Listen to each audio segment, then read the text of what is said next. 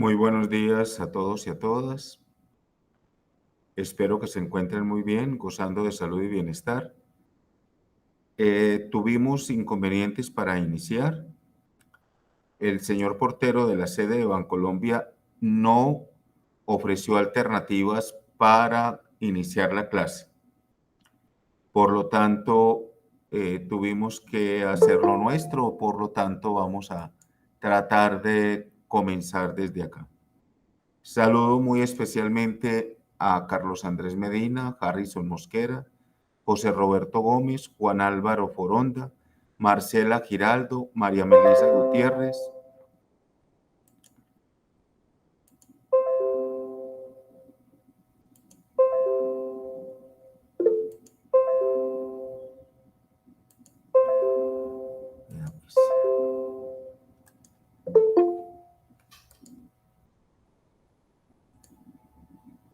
Paula Andrea Herrera, Ricardo Antonio Agudelo y Santiago Villegas.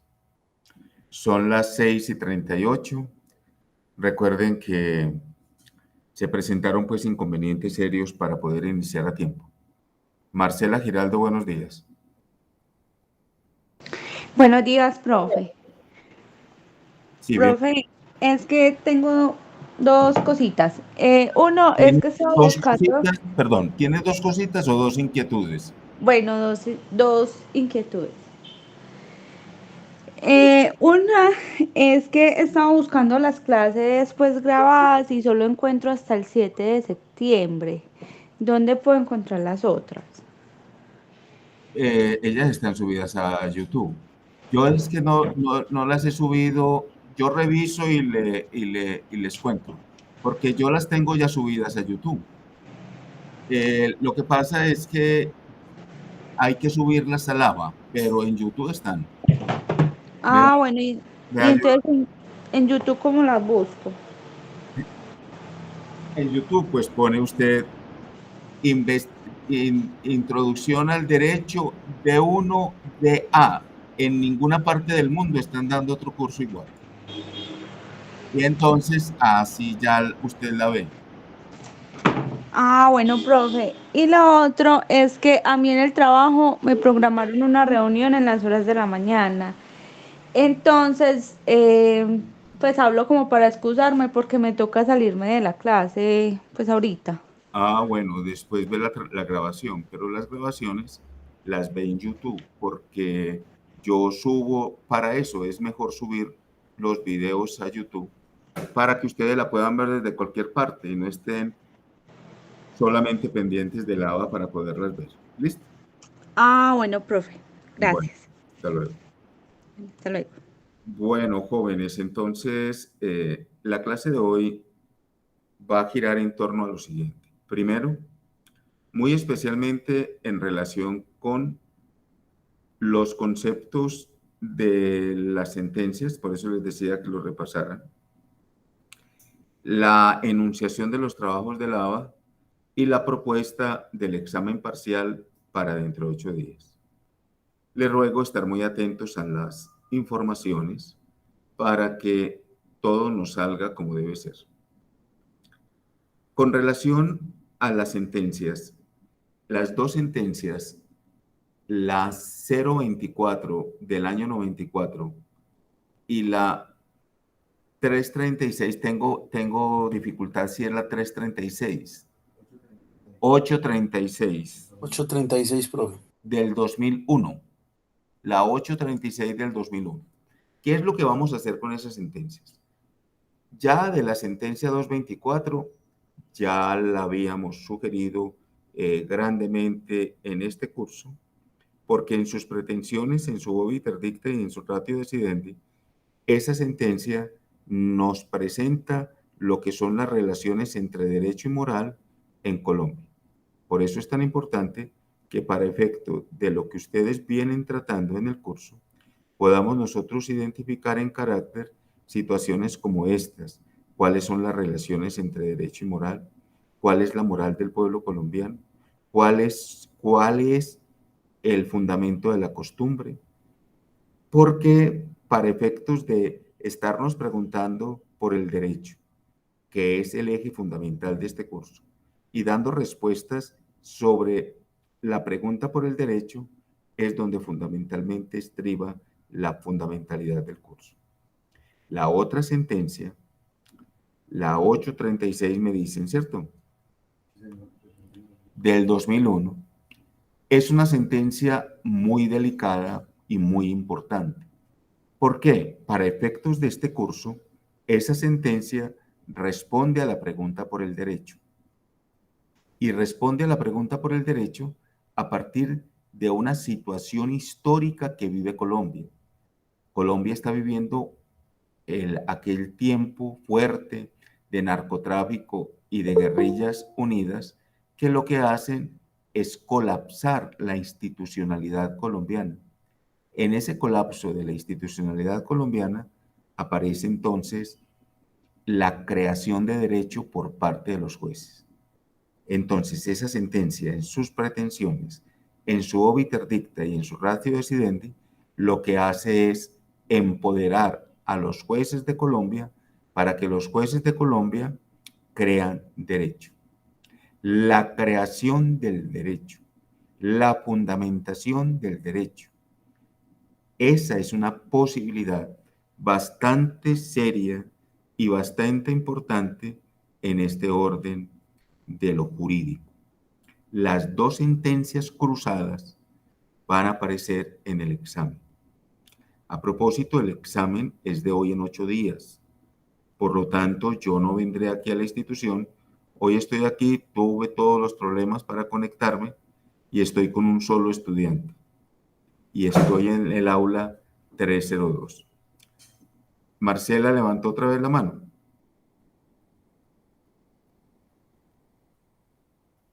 Bueno, entonces, Villegas Restrepo levantó la mano. Sí, señor. Bien pueda. Profe, buenos días. Buenos días. Profe, cuando usted se refiere a que esta sentencia le da poder a los jueces para crear derecho, hablamos no del derecho que ya está constituido y las leyes, sino del derecho a que los jueces puedan juzgar y dar determinación por su propio carácter de un caso. Sí, claro, y hacer Sí, interpretaciones ellos de las normas y a unir iusnaturalismo y positivismo y a fomentar racionalizaciones jurídicas distintas y a fomentar un nuevo Estado constitucional distinto. Claro que sí. Por eso el juez de la República entendemos que debe de ser un estudioso de la ley, pero al mismo tiempo un estudioso de los contextos. o sea, profe, que digamos un juez basándose obviamente en las leyes y obviamente ahí estaría muy involucrado el criterio que él piense de la moral colombiana y de la ley que transgredió el cierto individuo. Muy bien, claro, claro, Ok, sí. claro, Gracias, profe. por eso crucé las dos sentencias, claro, porque son de disposiciones de la moral. Eso es, muy bien. Bueno, hoy vamos a proponer otra situación en derecho. Creo que ya fue nombrada en la clase pasada y es el concepto de estado de naturaleza.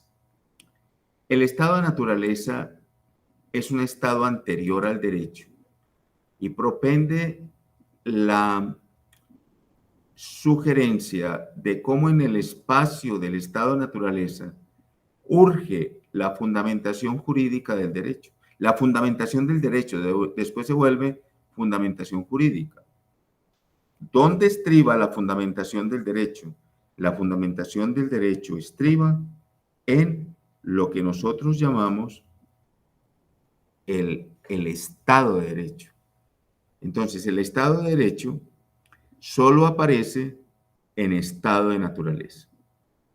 Thomas Hobbes, el jurista del Renacimiento inglés, a quien le correspondió estar en un estado totalmente desorganizado institucionalmente.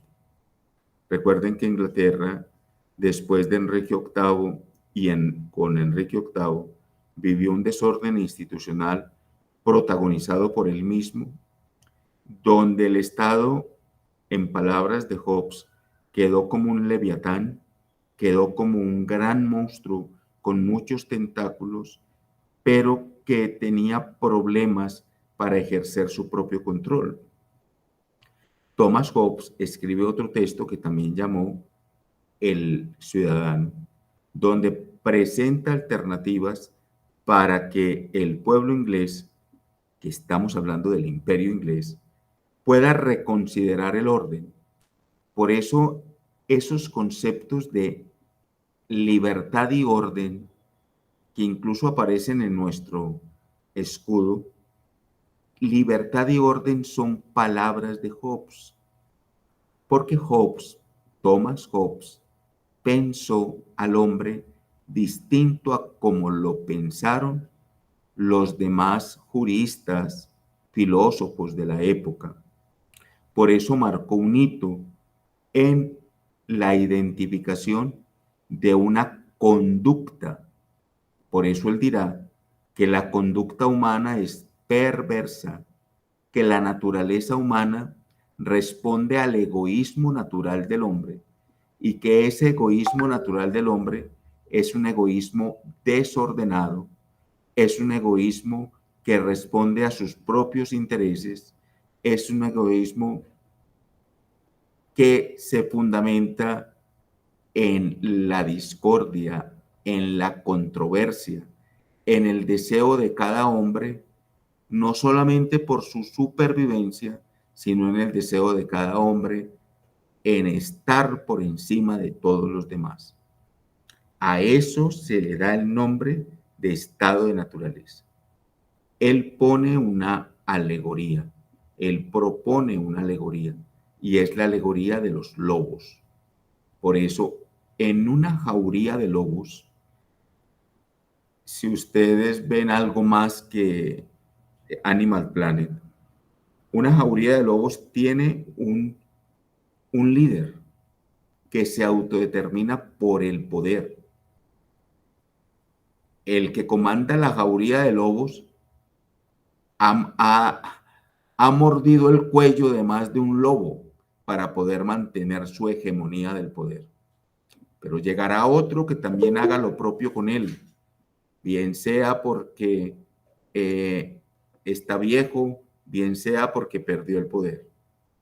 Pues bien, en ese estado de situaciones, él dirá que el hombre es un lobo para el hombre, porque el lobo, al igual que las hienas, tiene la posibilidad de acabar con el otro de su propia especie sin tener ninguna otra, diríamos, asidero en la conducta. Estamos hablando de animales. Sin embargo, los animales precian su propia especie, pero tenemos datos que aún animales de su propia especie se despedazan. Por eso vamos a ver en felinos, cuando el felino,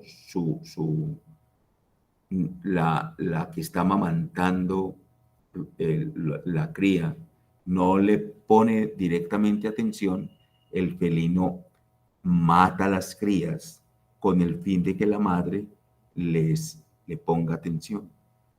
Ese dato dantesco de la irracionalidad, porque eso es irracionalidad, son ellos animales, son bestias, pues ese mismo ejemplo lo toma Hobbes para decir que ese estado de naturaleza es el estado que está viviendo Inglaterra en su tiempo, donde se despedazan, donde no hay ninguna garantía, donde no hay ninguna norma. Por eso es importante y necesario el ordus, necesario el derecho. No fue solamente Hobbes quien pensó así. hubo pensadores en su época que también tuvieron lo propio e hicieron lo propio con esa situación. Pero Thomas Hobbes pasa a la historia por sus dos textos. Sin duda que si esa escritura de sus textos y la difusión de sus textos no se hubieran presentado, pues realmente Hobbes hubiese quedado en el anonimato, máxime si hubiera mantenido la controversia y se hubiera mantenido la discusión en los estrados. Pero también es muy perceptible que ya a la época de Hobbes habían sucedido eventos tan importantes en la historia como la Reforma Protestante, como la Reforma Anglicana, como la aparición de la tinta y como la aparición de la expresión litográfica. Por eso ya está, y eso aparece en Inglaterra. E Inglaterra va a ser en ese tiempo protagonista al menos de la Reforma Anglicana y de la edición de textos. Aparece la editorial. Recuerden que el concepto de cultura inmerso en el siglo XIII, el cual les mostró en la película El nombre de la rosa, es un tiempo donde no hay tinta y no hay papel. Y la tinta y el papel son fundamentales para la difusión del pensamiento. Y recuerden que aquel tiempo, un tiempo de iusnaturalismo, un tiempo de derecho divino, pero también de errores en derecho, están manifestados en la autoridad y están manifestados en la autoridad que la iglesia tuvo por aquel entonces, pero que fue una autoridad delegada, que no fue una autoridad arrogada. Esa diferencia entre la autoridad delegada y la autoridad arrogada. Y fue delegada por aquello que mencionábamos ya hace algunas clases, cuando los bárbaros invadieron Europa y los gobiernos se sintieron débiles, las monarquías se sintieron débiles, Europa está sitiada por el Mediterráneo y le piden al Papa que por favor gobierne en nombre de todos. O sea que no son situaciones arrogadas, sino delegadas. Por eso todos los reinos le pusieron a consideración del Papa sus ejércitos, y era su voz y su autoridad, y se invistió del poder humano y divino. Entonces, eso tiene unos contextos que a quienes no los conozcan, uno escucha por ahí conversaciones desaforadas y sin contexto que pierden toda autoridad.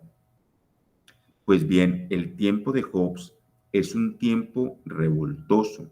¿Y revoltoso por qué? Porque el rey ha dañado las relaciones con el Papa. ¿Y de qué forma las dañó? A su esposa Catalina de Aragón, hija de la reina Isabel y el rey Fernando, la devuelve para su casa y él se casa con el rito católico con Ana Bolena. Ana Bolena era la servidumbre de su mujer. Eso el papado de ese entonces no lo acepta y por lo tanto Enrique VIII decide hacer una iglesia santa, católica, apostólica, pero anglicana. Ese efecto de la iglesia en Inglaterra marca las instituciones y marca el carácter del Estado porque hay una oposición directa de los que tienen los modos y los medios de producción, es decir, de los potentados y de los ricos. No en vano en Inglaterra suceden tantas y tantas situaciones que cambian el modo de proceder del mundo. Siglos después vamos a ver que es Inglaterra la que realiza la reforma industrial, lo que se llamará después la revolución industrial. Y no en vano Las máquinas de vapor salen desde allí y no de otro lugar. Todo eso nos da el concepto de que Inglaterra está marcando derroteros únicos y convencionales en el mundo. No en vano también proponemos que Inglaterra logra lo que les decía, la propulsión de conceptos y la propulsión de libros y la propulsión de editorial, e Inglaterra se vuelve avasallante y ya no vamos a hablar de Inglaterra, sino del Imperio Británico. Y siglos después saben lo que hace el Imperio Británico en África. Y siglos después sabemos lo que hace, lo que se llamará la revolución victoriana de la reina Victoria. Lo que hace la reina Victoria, habiéndose quedado viuda y estando viuda tantos años, hace que Inglaterra, a otra Inglaterra en África. Y miren lo que hizo Inglaterra en el centro del África.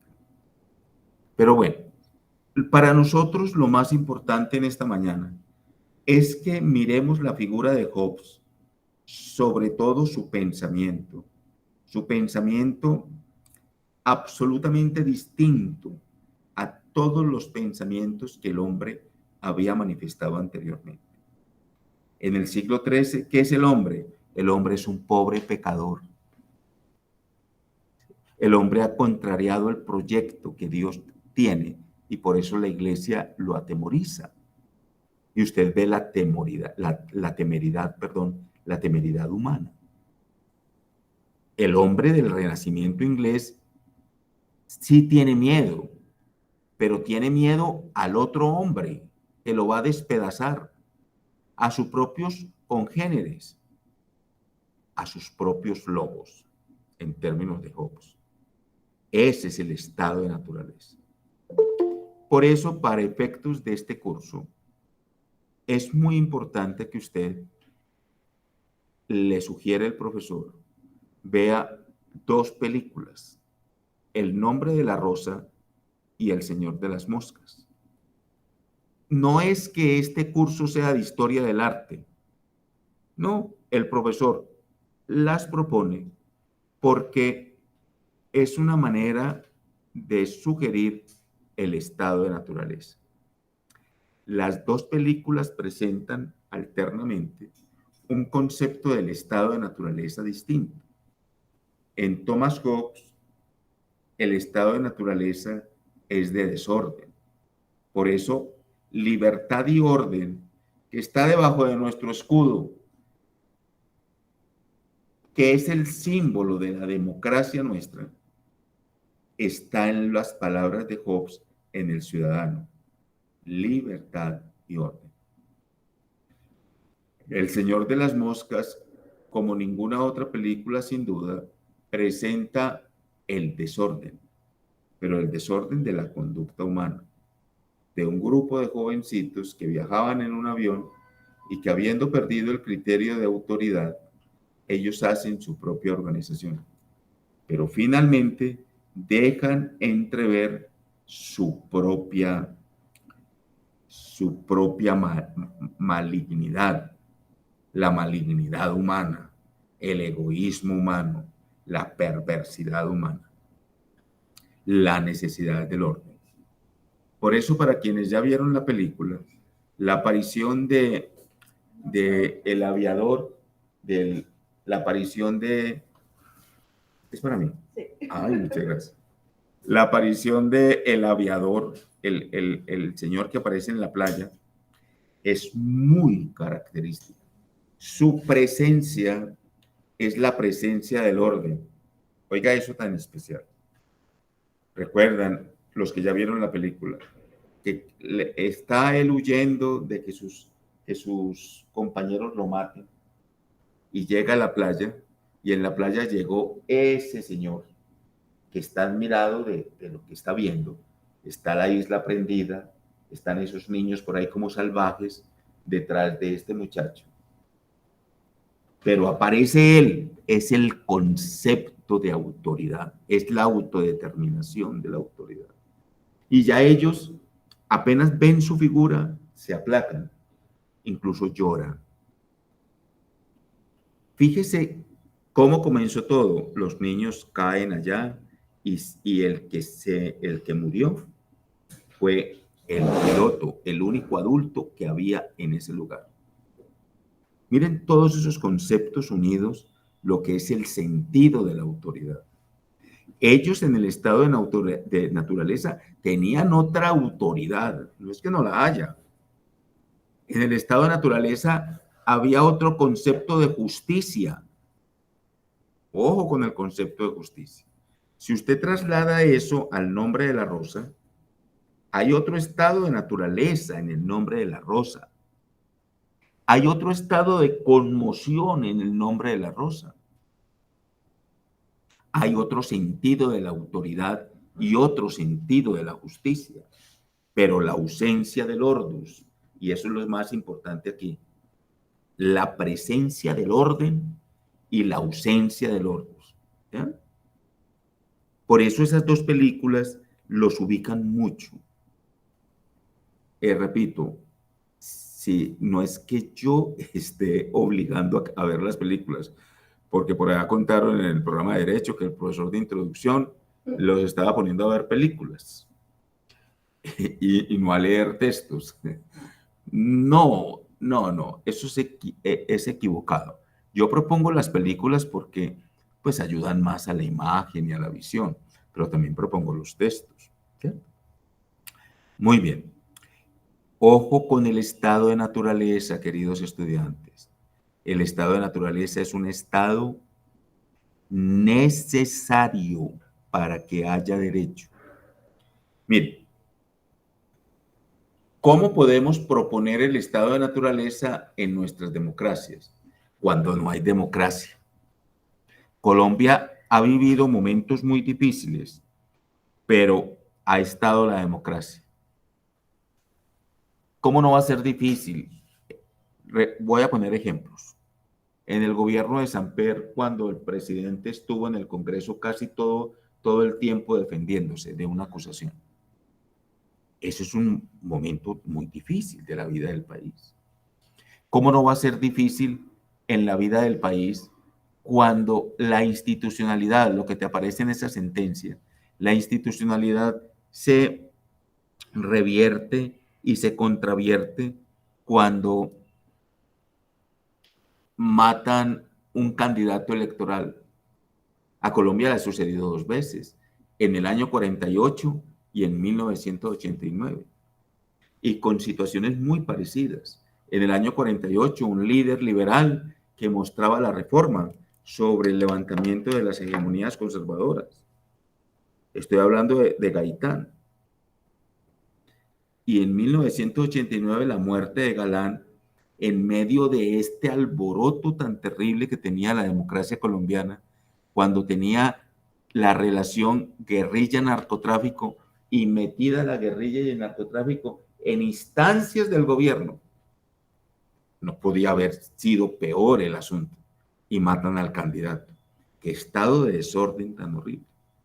Pero también vivimos un estado de desorden en el momento en que el general de las Fuerzas Armadas en Colombia, el general Gustavo Rojas Pinilla, en 1953 depone al presidente constitucional Laureano Gómez y Colombia queda en manos de una dictadura. Y una dictadura que se extiende hasta el año 57. Y cuando tengan tiempito, estudien todo lo que sucedió en esos 4 años. 4 años. Fue horrible para la institucionalidad colombiana. No pudo haber sido peor para Colombia esos 4 años. 4 años de vacío, 4 años de vacío de democracia, pero de vacío del derecho. El derecho queda amordazado en una tiranía. Absolutamente queda el derecho, diría, menguado. Muy difícil esa situación. Si tienen preguntas hasta aquí, entonces el estado de naturaleza y el estado de derecho. Mi pregunta es, tienen preguntas, mi pregunta es, ¿tienen preguntas sobre el estado de naturaleza con relación al Estado de Derecho? Mire, no se puede mirar el estado de naturaleza si usted no puede mirar el Estado de Derecho. Las relaciones entre el estado de naturaleza y el Estado de Derecho son intrínsecas, son conjeturales, son fundamentadas, son expertas, ¿ya?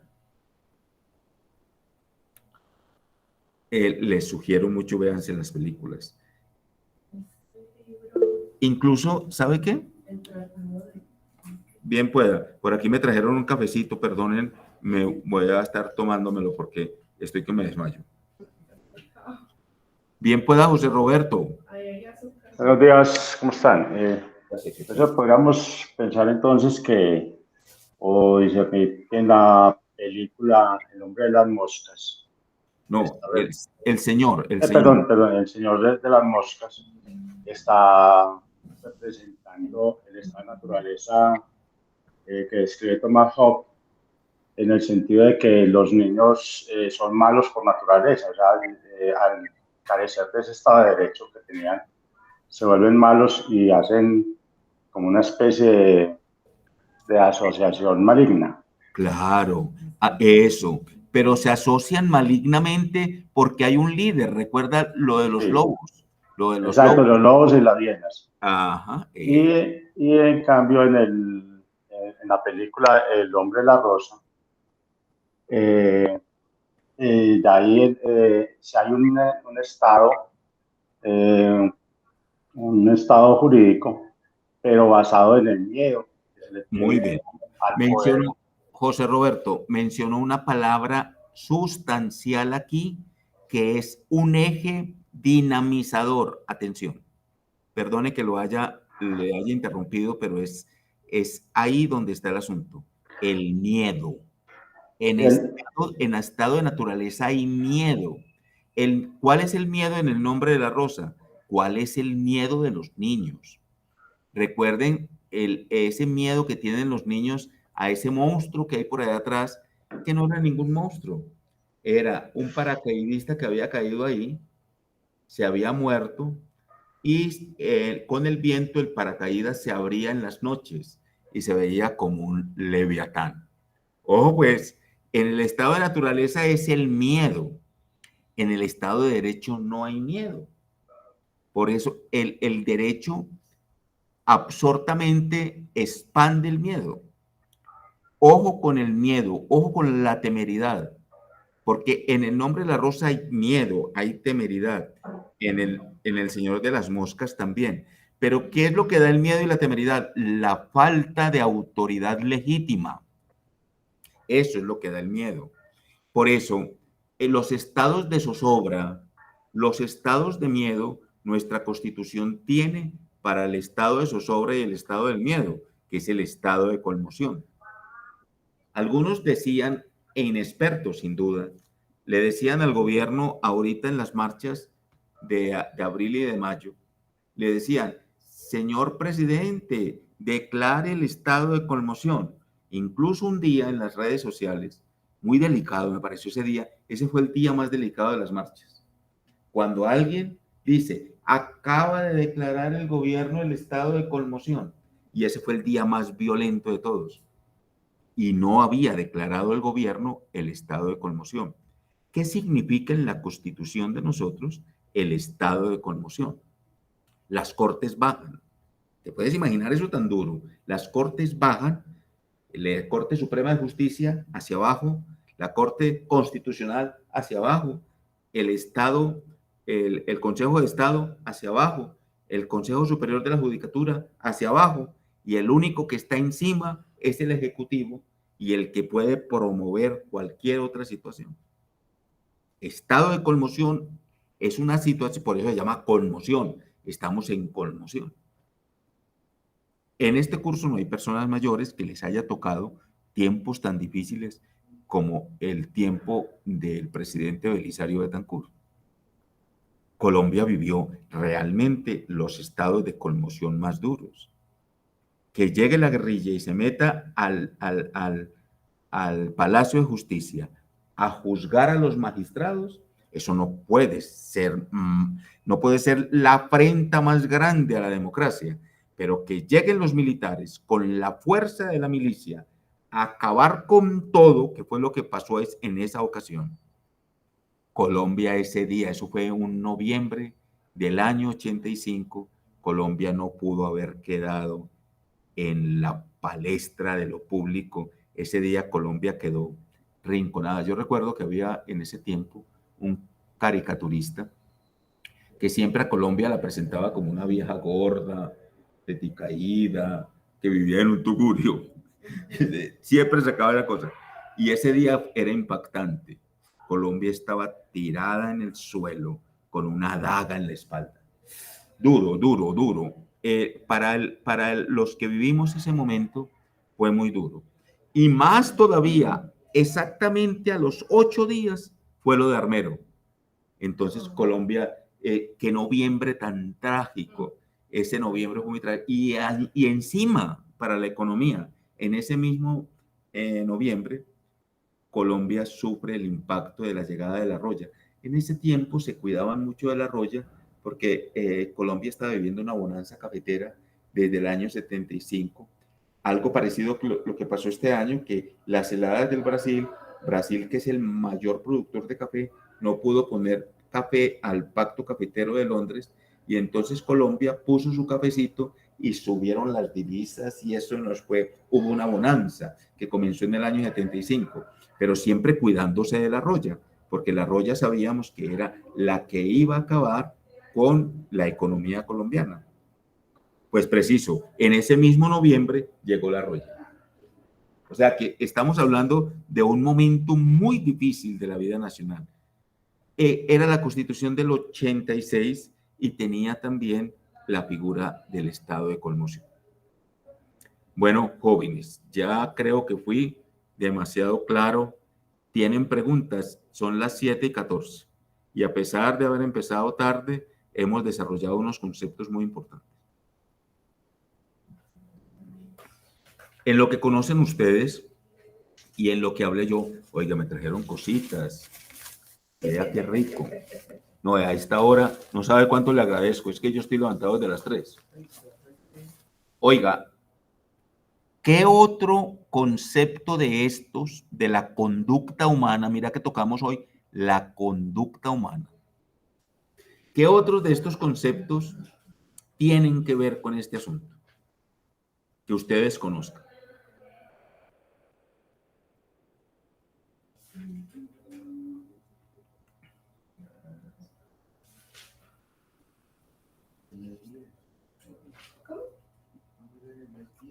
Más adelante, cuando vayan avanzando en sus estudios en Derecho, van a conocer un pensamiento contrario al de Hobbes. No lo vamos a trabajar del todo, simplemente lo voy a nombrar. Antes de la Revolución Francesa, hubo personajes muy importantes. Montesquieu, Diderot, Voltaire, que están criticando el sistema francés. Miren, el sistema francés era una monarquía, pero una monarquía del rococó, de la elegancia y el pueblo muriéndose de hambre. ¿Sí? Entonces, una elegancia de palacetes, una elegancia, recuerden eso que nos muestran las películas, hombres con películas empolvadas, con esos perfumes de la época, las damiselas en los bailes. Y lo más representativo de ese tiempo es la corte del rey, Luis XV. Incluso usted va a ver estilos Luis XV, hoy todavía. Pero el pueblo en la base muriéndose de hambre, porque el pueblo muriéndose de hambre, pero obedeciendo la corona. ¿Por qué la Revolución Francesa es tan importante? Porque los que estaban afuera se rebelaron contra la corona. Y se rebelaron contra la corona. Tanto fue, por eso lo reconoce la historia como la toma de la Bastilla. Se rebelaron contra la corona y en esa rebelación contra la corona enjuician al rey y decapitan al rey y a su esposa.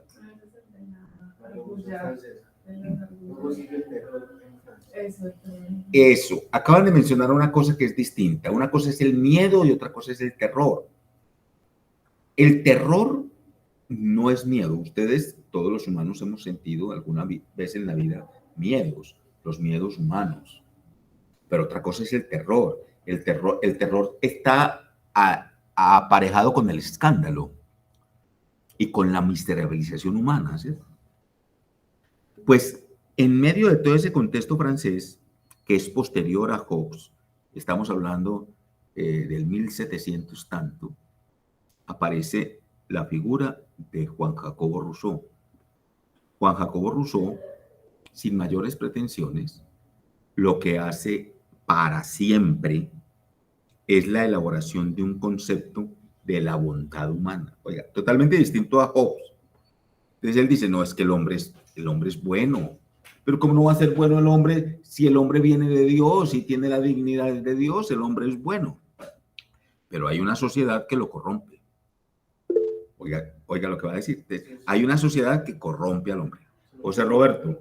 De hecho, ahí en El Señor de las Moscas lo mencionan los niños, donde el padre le cuenta que el papá le dice que el hombre es bueno por naturaleza y la sociedad quien lo corrompe, contrario a lo que estaba sucediendo en ese momento con ellos mismos. Muy bien. ¿Quién es que dice eso? ¿Quién es que dice eso? Juan Jacobo Rousseau. Pero el famoso Rousseau, Sí. Él se llama así Juan Jacobo. Juan Jacobo. Sí.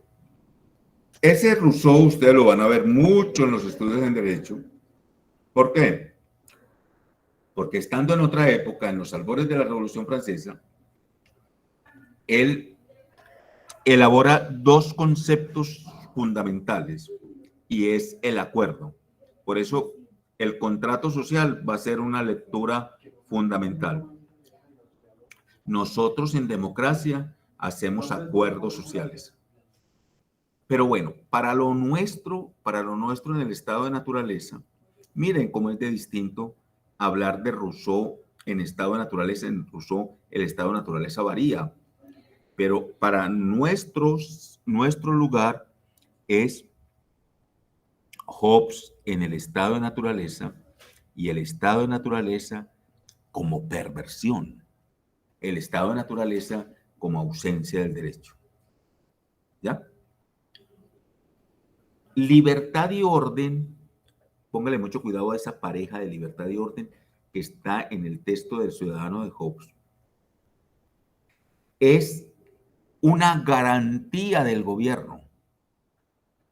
Si hay libertad y orden, el gobierno está garante de poder expresar las libertades individuales.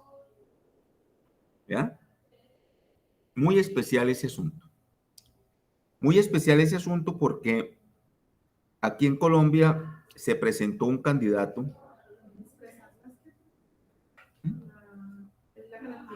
Las libertades democráticas. Las libertades individuales. Y las libertades individuales, porque nuestras libertades por encima son individuales, que Rousseau dirá después, esas libertades individuales unidas forman el contrato social. Pero no nos vamos a entrar ahí todavía. Vamos a quedarnos en el estado de naturaleza de Hobbes. Voy a proponerles un poquito otra situación parecida. Como son reinos, recuerda que la Edad Media es el tiempo de los reinos, el tiempo de los reyes. Santo Tomás dice en la Suma Teológica, Dios ha querido elegir, oiga pues, Dios ha querido elegir unas familias para que os gobiernen. ¿Qué es eso? Hoy lo mira uno así, ¿qué es eso? Y hoy que nosotros estamos aquí en el siglo XXI, quedamos más sorprendidos porque se nos dice, bueno, y esas familias subsisten. ¿Cuánto lleva la corona inglesa en la sucesión del reinado? La reina Isabel es hija han reinado en esa corona por más de 1000 años. y coja así cualquier corona, pues con sus altibajos y sus cosas, ¿no? Lo mismo la corona española y con las diferencias que hay entre corona y corona, ¿cierto? Los españoles revierten la corona española. Hay españoles que se resisten de pagar el impuesto. Hay españoles que dicen que España no necesita una corona. Sin embargo, los ingleses aman su corona. Cuando su reina sale, por favor. Ahora que perdió el marido, por favor. Entonces, fíjense, cómo es un inglés con la corona y cómo es un español con la corona. Pero hay otras coronas y coronas muy respetables. Holanda, que es un país que ha desarrollado muchas libertades individuales. ¿Cómo es con su corona? Dinamarca, ¿cómo es con su corona?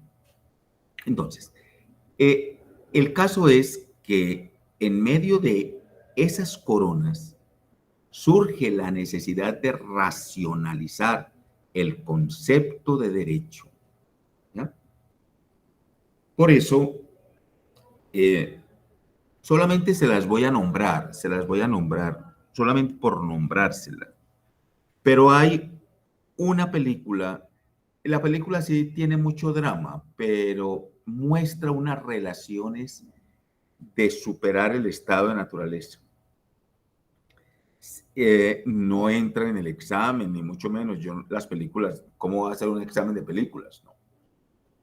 Les hablo de películas porque son producciones centradísimas en el asunto. La película se llama Juana la Loca. Juana la Loca es la hermana de Catalina de Aragón, que Catalina de Aragón y Juana la Loca son hijas de la reina Isabel. Por eso en alguna oportunidad les dije, la reina Isabel antes de morir se creó un problema inmensísimo. Las mujeres de Luis. Juana la Loca, la mamá la casa con un joven de la corte de Edimburgo llamado Felipe, con la pretensión de unir Edimburgo con España ante la quiebra de España. Recuerden que España está quebrada y ni siquiera el oro traído de las Américas la logró suponer. Y recuerden también España, la guerra que tiene también después con Inglaterra. Ese contexto de guerra, mira que no te lo había mencionado, la guerra es la ausencia del derecho. La guerra es la presencia del más fuerte sobre el más débil. Y por eso la guerra siempre ha demarcado los principios de soberanía. Pero no crean que fue solamente en ese tiempo. Hemos tenido guerras como la guerra de las Malvinas, cosa más desigual en la vida, y peleando por un territorio. ¿Sí? Hemos tenido guerras de esas.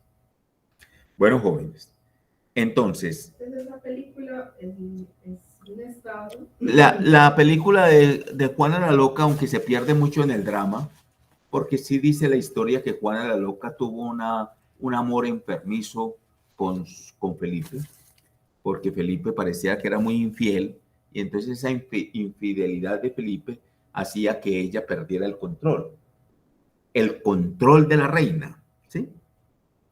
De todas maneras, eso les ayuda sobre todo a comprender la manera de cómo se hizo política en aquel entonces, cómo el Estado de naturaleza va a ser suplantado por el Estado de Derecho, pero el Estado de Derecho sufre ante las conductas humanas, como la conducta de Juana. Bueno, recuerden también el concepto de la mujer y cómo una reina puede gobernar. Por eso es tan importante. Pero, a ver, para nosotros, lo más importante aquí es la presencia del estado de naturaleza, la racionalización del estado de naturaleza, la preconición del derecho. ¿Cómo que la preconición? O sea, el derecho viene a sustraer del estado de naturaleza. Recuerden que el estado de naturaleza es el gobierno el gobierno no, la imposición del más fuerte sobre el más débil. ¿Ya? Bueno, jóvenes, preguntas hasta aquí.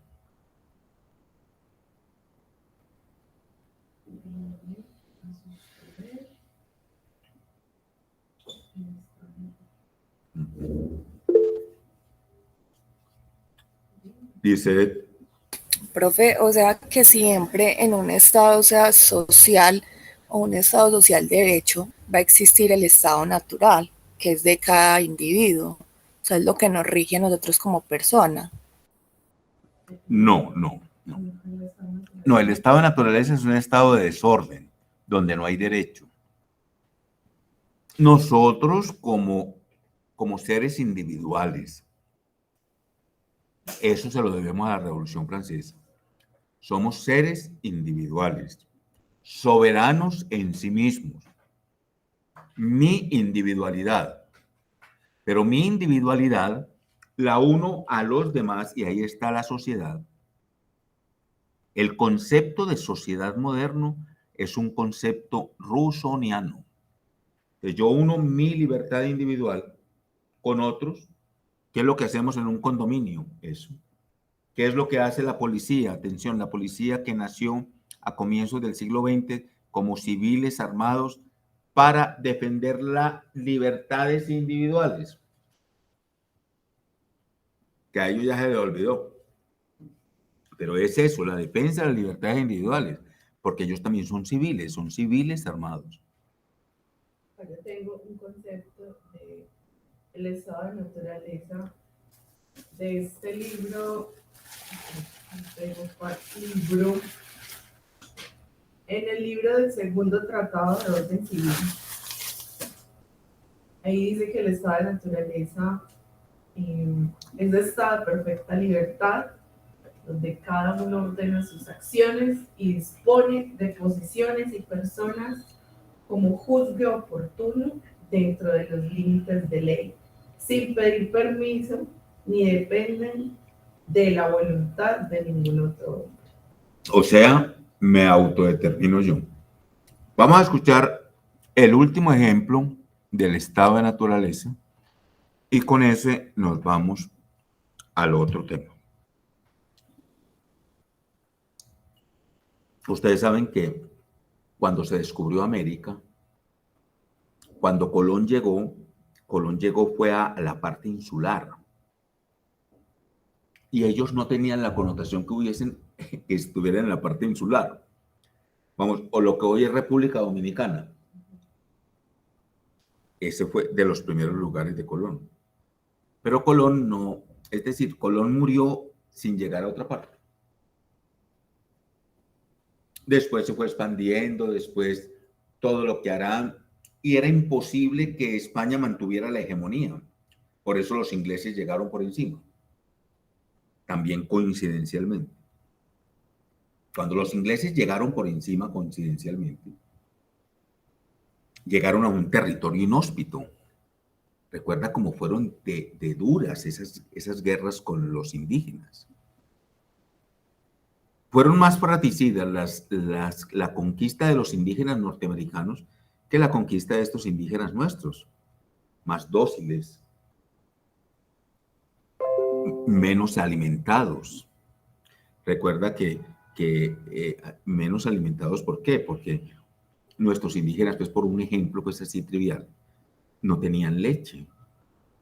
Y al no ser alimentados con leche distinta a la materna, siempre eran indígenas, pues, menos en todo, ¿sí? En cambio, y ustedes saben lo que fue, supongamos cuando llegó a Medellín Jerónimo Luis Tejelo y Francisco Herrera Campuzano, cómo se sometieron de fácil los indígenas, sometidos. El cacique Notivara, el cacique Itagüí, el cacique Niquía, se sometieron fáciles. Pero no igual que los Cherokees, los Piel Rojas y los Apaches en los Estados Unidos, y todas las películas que se han montado con ese asunto, ¿sí? Pero los ingleses llegaron con ese concepto de estado de naturaleza. Estamos en el estado de naturaleza. Entonces, cada cual va a hacer lo propio para defender sus libertades individuales. Entonces, vamos a cultivar. Entonces, vamos a hacer, y vamos a hacer, y vamos a hacer, y vamos a hacer. Por eso el Día de Acción de Gracias en los Estados Unidos, un jueves creo que es el tercer jueves de noviembre, ellos paran la nación para darle gracias a Dios porque están comiendo de los frutos de ese trabajo. Pero no hay derecho. Cada cual está haciendo lo propio. Y lo de los pavos no crean que es una anécdota, sino que los pavos era un animal silvestre y ellos van a comer el pavo. Y mire lo que hoy, después de tantos años, Inglaterra, Estados Unidos se sienta, y uno con quien se sienta el Día de Acción de Gracias, con las personas más reconocidas, con las personas que más aman, su familia, y a veces lo hacen con otras familias. Pero los que conocen saben lo que significa el Día de Acción de Gracias en los Estados Unidos. Nada. Pero ese Día de Acción de Gracias es un día de poder celebrar que estamos en un territorio inhóspito donde Dios, por su bendita mano, dice, concedió alimento a los hombres. Pero, ¿cuánto se demoraron ellos para tener una constitución? Y mire el concepto de las libertades individuales puestas en los estados federados. Son 52 estados federados, una sola constitución, una constitución solamente con enmiendas y una constitución que se ha abastecido en todos estos siglos. Pero ¿dónde comenzó eso? En estado de naturaleza. Eso no comenzó de otra manera, comenzó en estado de naturaleza. Y miren lo que son hoy las leyes en los estados americanos. A mí particularmente me llama mucho la atención, no que la variación de las leyes, me llama mucho la atención eso que estamos mirando, las libertades individuales salvaguardadas en el Estado de Derecho. Ejemplo. Las libertades individuales salvaguardadas en el Estado de Derecho. El Estado de Derecho de ellos está representado en su Constitución, pero también en la forma en que cada Estado organiza sus propias leyes. No es que haya un Estado más flexible que el otro, sino que hay un Estado que enarbora la conducta de unos sobre otros. Miren lo que son los estados hacia el Pacífico. Pilas pues, Estados Unidos haga un cuadrante y los estados que están para el Pacífico son muy distintos a los estados que están al este.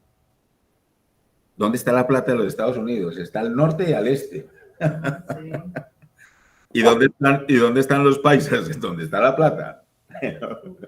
Pero al este. Y miren cómo es de distinto los estados del este a los estados del oeste. Les voy a poner un ejemplo trivial, pero no me voy a quedar ahí. Por aquí ven mucho, varias cadenas presentan el programa de la doctora Polo, Caso Cerrado. La gente dice que el drama, que eso es, bueno, el caso es que la doctora Polo no está en cualquier parte, ella está en el estado de la Florida y la Florida está al este. Y si usted consulta un poquito, mire que el estado de la Florida en derecho es muy distinto a otros estados, en el orden de las jurisdicciones, en el orden de las capacidades, en el orden de todas esas cosas. Por eso, esas personas que ella tiene ahí le ceden a ella. Nadie los está llamando. Le ceden a ella jurisdicción. Usted no va a ver que haya otros estados, sobre todo los estados del norte. ¿Cuándo va a ceder un estado del norte jurisdicción? Jurisdicción, están en su propia jurisdicción y en su propia jurisdicción organizan sus problemas. Sin embargo, que lo de ella es financiado por una cadena muy grande de latinos, de Telemundo. Entonces siempre buscan los casos dramáticos, entre más dramático mejor, entre más, claro. Y entonces, ¿qué nos gusta a nosotros? ¿Qué nos gusta a nosotros? La sangre, ¿cierto? Nos gusta la contienda, nos gusta entre más desbaratado esté el ser humano, como que más lo disfrutamos, ¿cierto? Por eso ese programa tiene una audiencia, no aquí pues en los Estados Unidos, en las Américas, en estos países de Centroamérica, por favor, ¿sí? ¿Pero por qué? Porque también al fondo hay una situación humana, lo perverso, ver la sangre, ¿cierto? Entiéndeme los conceptos que son simbólicos, pero está ahí el asunto. Bueno, jóvenes, Vamos a partir de aquí, punto y apunte. Vamos a entrar hoy en la mujer. En la mujer en el derecho, pero la mujer en el derecho colombiano. ¿Recuerdan ustedes que en el primer corte yo les sugerí un documental? ¿Sí se acuerdan? La mujer de la casa de la universidad. Y yo se lo sugerí como para que vieran la moralidad, o sea, el concepto moral, el concepto de moralidad, más que de moralidad, el concepto moral de la mujer y la ausencia del derecho. Entonces, es una manera de ver cómo la mujer fue escalando posiciones. El documental descansa por allá en los años 40, cuando ya una universidad pública como la Universidad de Antioquia le abrió a la mujer unas carreras que ninguna otra universidad del país le había abierto. Pero no solamente eso, sino que es de la región. Usted no va a ver en las Américas, al menos en la América Latina, otra cosa igual. Aunque la Universidad Nacional sacó por ahí una cosa que la demandaron, que era que la primera médica era de allá, no, las primeras médicas fueron las que ustedes vieron aquí. Y en un momento difícil, muy difícil, y lo cuenta el documental. Pero jóvenes, vamos a partir de ahí. Muy a pesar de esos momentos tan duros de la mujer, muy especial en medio de una mujer anónima para el Estado, de una mujer dependiente. Seguramente las abuelas de ustedes tuvieron el apellido de su cónyuge. Ellas tenían el de, porque eran propiedad de. Porque la tradición judeocristiana así lo presentó. Mujeres, someteos a vuestros maridos, así como Cristo se sometió a la iglesia, decía el apóstol Pablo. Y por ahí en algunos matrimonios todavía leen esas escrituras. Las que viven son orgullosas de ese de muchas de ellas, no, o sea, la misma costumbre. La naturaleza.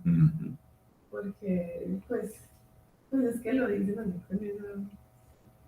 A mí lo que más me causó curiosidad de ese video es que, pues, me pareció muy bonito.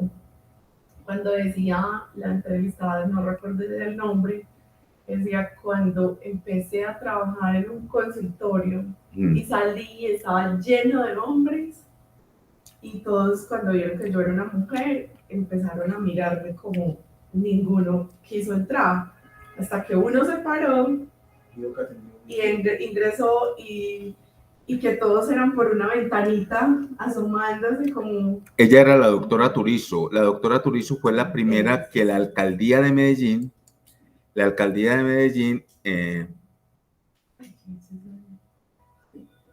Después salió, ya salió y empezaron a traer. Todos querían ser atendidos. Bueno, entonces, la alcaldía de Medellín, en el año, eso es del año 60, del año 59, contrata por primera vez una mujer en los servicios. En los barrios habían unas cosas que se llamaban centros de higiene. Entonces las mujeres y los hombres, pero los hombres más poco, cuando estaban enfermos, o sea, la connotación de nuestra sociedad es cuando ya estamos enfermos, que ya no podemos, que vamos donde el médico, ¿cierto? En ese tiempo no había EPS, no había el seguro social. Imagínense, oigan, el seguro social era solamente para el trabajador y su esposa. Si tenía papás, que se fregaran, pero era el trabajador y su esposa. Oigan, su esposa y los hijos menores. Así nació el Seguro Social en 1946 con un presidente conservador de aquí de Antioquia, Mariano Ospina Pérez. ¿Ya? Así nació el Seguro Social. Instituto Colombiano de Seguro Social. Y nació con plata, pero él se comenzó a prestar, entonces le prestaban invías y por eso se quebró. Bueno, Pero para nosotros no es eso tan importante. Lo más importante es que ustedes vayan viendo la presencia de la mujer, pero muy a pesar de eso, la mujer en sus conquistas. Y hay una paradoja. Paradoja es cuando suceden cosas inesperadas, una cosa que usted no espera. ¿Qué pasó? Te hablaba del video ese de la mujer de la casa de la universidad. La mujer ya conquistó la universidad. Pero muy a pesar de eso, la mujer seguía subsumida. Por eso el video dice, en los años 50 todavía no podía estar preparada la sociedad. Es que la sociedad hay que prepararla. Vea, solamente tenga este dato y con eso les digo más. El Club Medellín, cuando esta institución adquirió el Club Medellín, no era adquirir unas instalaciones que nos han servido mucho, sin duda, sino era adquirir un pedazo muy importante de la historia nacional. En esa piscina que ustedes ven allí, en el Club Medellín, en el año 58, se bañó por primera vez la primera mujer con bikini. O sea, ya no era el vestido de baño de 2 piezas. Yo recuerdo el vestido de baño de mi mamá, que no era de 2 piezas y con boleritos. Boleritos como que para tapar las partes nobles. No, ya no era ni eso. No era ni eso. Era 2 piezas de bikini negro, brasiéricos. Pero como era la hija del doctor Saldarriaga, la que se bañaba ya aquel domingo en la piscina del Club Medellín, pero eso lo encuentras en la Nueva Historia de Colombia. Ese día se partió en 2 la configuración del concepto de mujer. Ese mismo año, ya las mujeres, en el año 58, ya las mujeres van a desfilar, ya había reinado, pero nunca desfilar en bikini, van a desfilar en bikini. Cualquiera de ustedes podría decir, pero qué dato tan insulso en un curso de introducción al derecho. No es insulso, son los cambios que están sucediendo, porque de esos cambios están respaldados por el derecho. Están respaldados por el derecho. ¿Qué había sucedido entonces? Pregúntense ustedes, que se preguntan todos los días y que se hacen las preguntas por el derecho. ¿Qué había sucedido entonces para que se diera esa connotación? Pues, queridos estudiantes, sí habían sucedido cosas.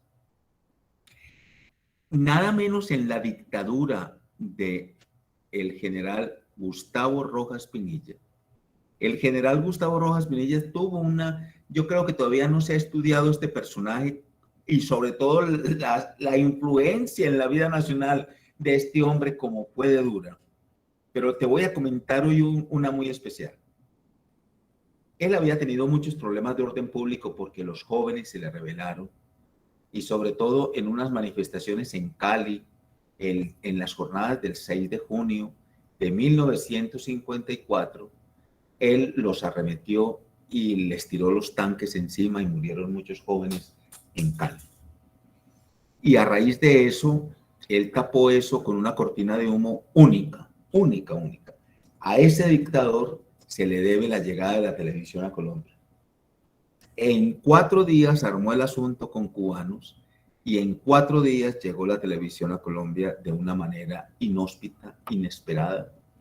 Y eso aplacó y domesticó a los colombianos. La televisión domesticó a los colombianos a sentarlos al frente de ese aparato y a sentarlos enfrente de ese aparato a ver televisión en vivo, así vieran de la cintura para abajo, de la cintura para arriba, pero no me puedo quedar en eso, es muy anecdótico además, pero la llegada de la televisión marcó un hito. Pero en ese gobierno que se acabó con el erario público, que acabó con todo, eso no podía ser un gobierno, es una explosión del gobierno. Sucedió un acto sin precedentes para incursionar a la mujer en el derecho. Este señor le concede la cédula de ciudadanía a la mujer en 1956. Y las primeras cédulas del país las va a tener su esposa, doña Carola, y su hija, creo que la hija vive todavía. La hija es la mamá de aquel alcalde de Bogotá de no feliz memoria, el alcalde Moreno. La hija María Eugenia Rojas de Moreno Díaz, la hija. Creo que vive aún. Entonces, ellas tuvieron las primeras 2 cédulas del país.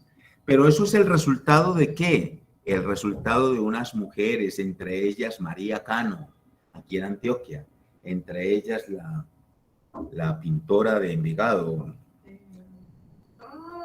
Bueno, eso. Entonces, eso es, esas mujeres van a ir fomentando, Débora Arango y otras, fueron fomentando la salida de la mujer a la vida jurídica. Atención, la salida de la mujer a la vida jurídica. Las mujeres van a tener cédula por primera vez. Terminada la dictadura termina el 10 de mayo del año 57 porque 7 militares del país derrocan al dictador y queda una junta militar gobernando Colombia mientras se regresa a la democracia.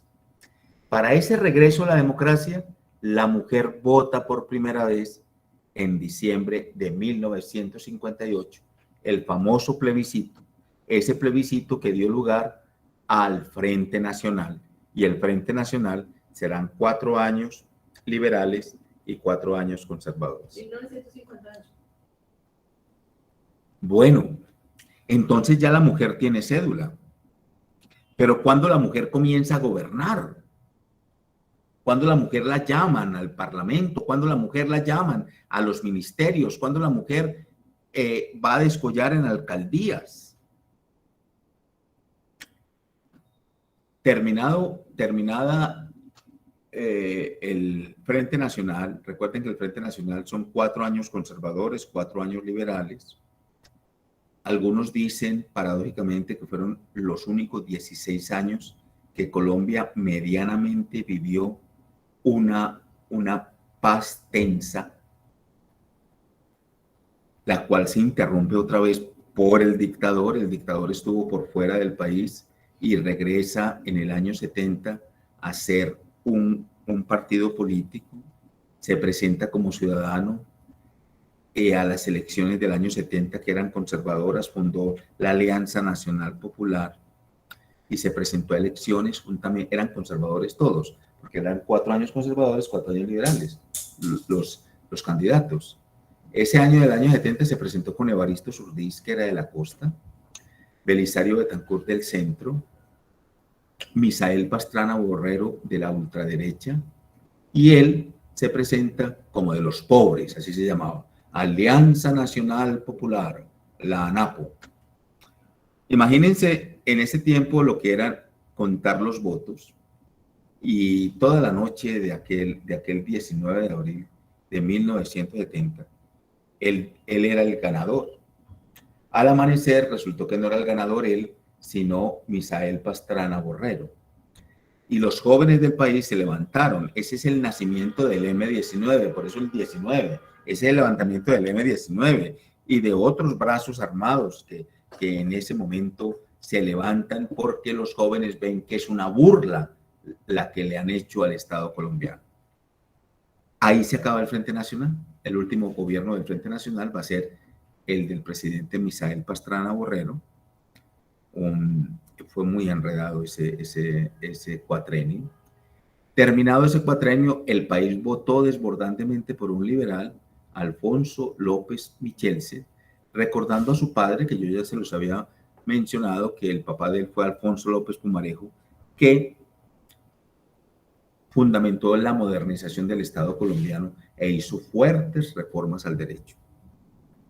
Pero ¿cómo? Aquí viene pues, jóvenes, póngale pues cuidado. ¿Cómo este gobierno liberal iba a impactar a las personas de aquel entonces? Estamos en el año 74.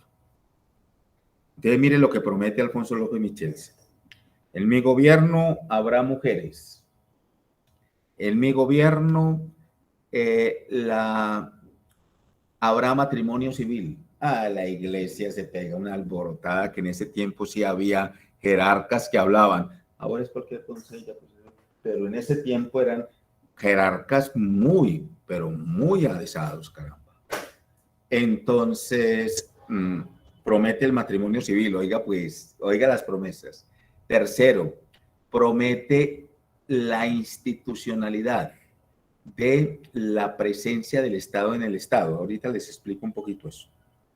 Ganó las elecciones con una mayoría desbordante, pero desbordante. Recuerden que ya ha terminado el Frente Nacional. Nombra a las primeras mujeres en gabinete. Recuerdo a la ministra de Trabajo, María Elena de Crobo. No le pudo haber ido peor. Era como ponerle zancadillas, era como no dejarla, fue muy horrible ese gobierno, porque él propone a mujeres en su gabinete. Solamente te pongo ese ejemplo, pero hay muchos más.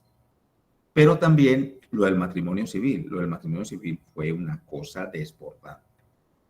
Te voy a poner un ejemplo del matrimonio civil y ahí con ese tienes.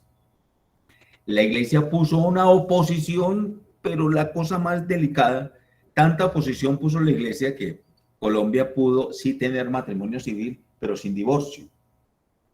Oiga, pues qué cosa tan rara, sin divorcio. Entonces la gente tenía que ir a divorciarse a la frontera, a Venezuela o a Panamá. Y hubo obispos como Monseñor Pimiento en Manizales. Este Monseñor Pimiento que te hablo es un hombre que vivió muchos años, pero muchos años, llegó a ser centenario, murió hace poco además. A los 101. Y este señor, que era el arzobispo de Manizales, pues prohibía que en los colegios de la iglesia entrara un niño que sus papás estuvieran casados por lo civil. En Medellín también hubo ejemplos de esos, que por respeto no voy a mencionar las instituciones, pero las hubo. Y recuerden que la Constitución del 86 que no tiene tutela, entonces nos quedábamos así. Pero también ese gobierno de Alfonso López Pumarejo trató de darle fuerza a la mujer en la institucionalidad. Bueno, ¿por qué te cuento esto? Porque fueron los primeros aparecimientos.